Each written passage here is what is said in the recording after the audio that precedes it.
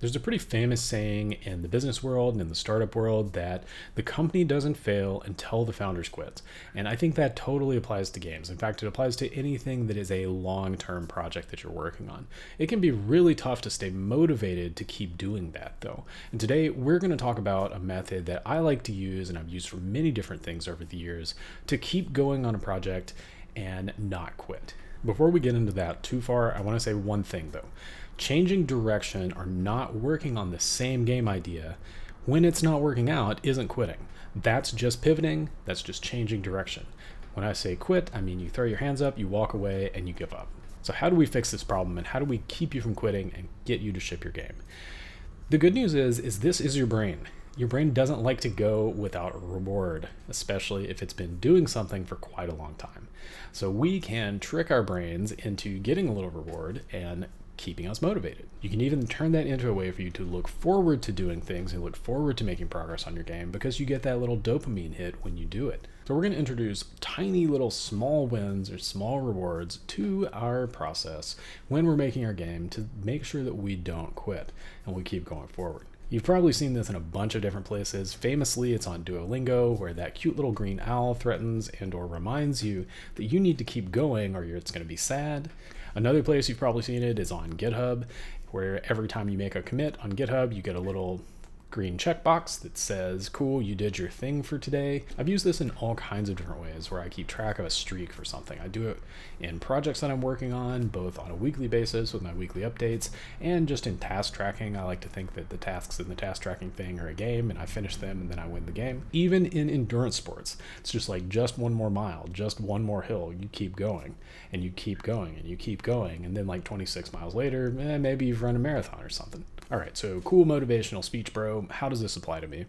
What you can do is get a calendar and make sure that you finish something on your game every day. This can be a physical calendar if you want to do physical. It can be a digital calendar. It can be a checkbox somewhere on a piece of paper.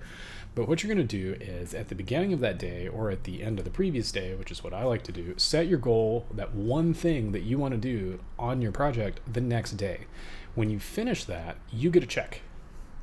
You keep checking those off on your checkbox, you keep going. After a while, you see, oh, I've been doing this for 7 days. It'd be a real shame if I didn't do it for 8 days. I know it's not that much of a reward, really. You're not getting like 20 bucks every time you do it or something like that, or you don't get a cookie. But what's going to happen is that your brain sees that. It sees that you've been making progress on this. It sees that like, oh, me happy when me check box. And you're really going to want to keep doing that thing, and you can use it as a way to keep going, especially when times are real tough and you're just like, oh, okay, fine, I'll check my box for the day. Over time, you're going to find that the results compound with this. So just because maybe your goal for the day was to write another if statement in your code, if you do that for 10 days in a row, you've got 10 if statements, which you should probably refactor, but you get the point. You've made progress, you've done something, and you're moving toward your goal. And you can set bigger goals during the days too, so that you can just keep compounding what you're doing day over day. Just make sure you finish something. If you don't want to, you don't have to keep this going long term. I think it's a great tool to use, especially if you've been away from your project for a while, or maybe you don't have a lot of time. You need to build momentum. And once you've built momentum and you've built this momentum behind you for making progress on your thing, you can make more and more progress because you've already got some forward progress, as opposed to you're sitting still, dead cold, and it's really, really hard just to open the editor. I know it's been a shorter video today, but I think this is a really useful tool to help you keep going on your games and to help you keep making progress, so that's why I wanted to talk about it. Like I said, I've used it before with a bunch of different stuff, from endurance sports to making games to making apps.